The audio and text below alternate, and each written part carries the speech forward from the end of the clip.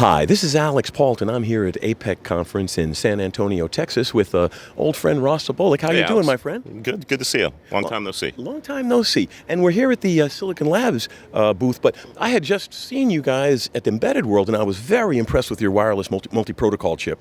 I do believe that final mile in the cloud is more devices than it is distance, because you have to bring these other devices into the cloud, right? Right, correct, yeah. So we focused a lot on wireless connectivity regardless of what type of protocol you're using. So if you have legacy proprietary, if you have a Bluetooth application, if you have Zigbee, or now with Wi-Fi, for any type of end node device, we can connect to it wirelessly. Very cool. Now, we're here at a power show, though, so you got to show me something with power. Right, power. So Embedded World was mostly about wireless connectivity, and so here we're actually showing some wired connectivity. So we have a series of PoE devices. PoE is power over Ethernet. Mm-hmm.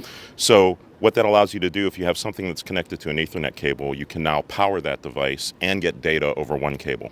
Very cool. Now, I mean, PoE has been around for a bit, so I'm wondering, what is your addition, what's your value add now to the PoE equation? Great question. So we actually supply components on both ends of the wire. Mm-hmm. So we can do what's called a PSE, which is a power sourcing equipment. So that would be in something like a large enterprise class switch, or even a small like Netgear router that you might have in your home, two devices on the other side. We've moved up in terms of the power that we can provide. So traditionally we could do to about 15 watts. So our new solutions can do to 30 or 60 watts. And we also have higher efficiency and more integration. Very cool. Well, I mean, and that's the key, because, well, your solutions are all about connectivity, right? And if you've got a security kiosk or if you've got a remote camera, it doesn't make any sense to run two lines. Yeah, and for a lot of applications, like if you think a security camera, you might want to mount it someplace where running the cable might be difficult, but then also trying to get power up to it would be really painful. So if you're already running a cable, you can get rid of that second cable. Another advantage, what a lot of people see, is that you can have your IT department install these devices. You don't need an electrician to come in and run a circuit, you just run an Ethernet cable. So that's another advantage as well in terms of installation costs and ease of use. Very cool. Now, beyond the PoE, what are some of the other power moves that you're doing right now? So we have a large portfolio in isolation products. And so these products are used to connect a low voltage microcontroller to a very high power domain device. And that could be something like a FET or an IGBT or a GaN transistor. And so this allows a low cost microcontroller in a low voltage domain to control and communicate with high voltage domains.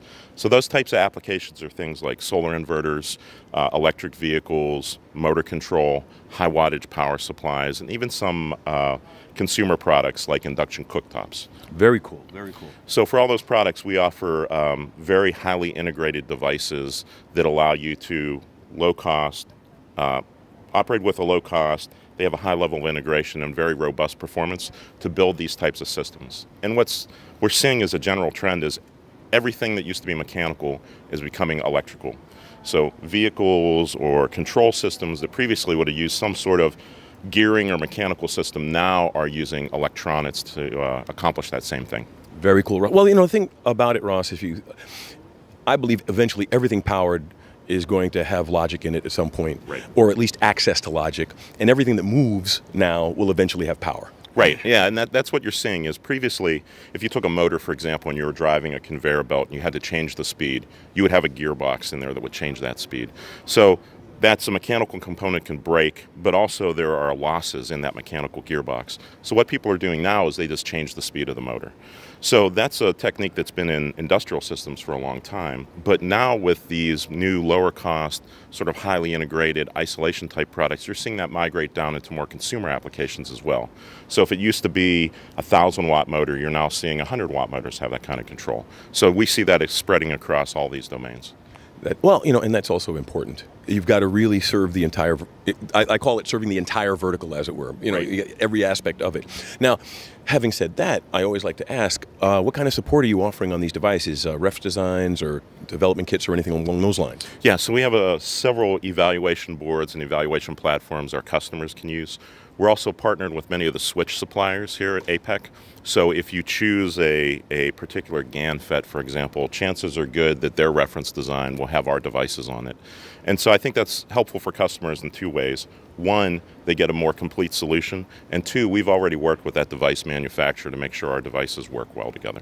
Excellent, Ross. Now, do you have any last words for our audience before I let you go? I think the future is power. The future is electric. So we're trying to ride that wave.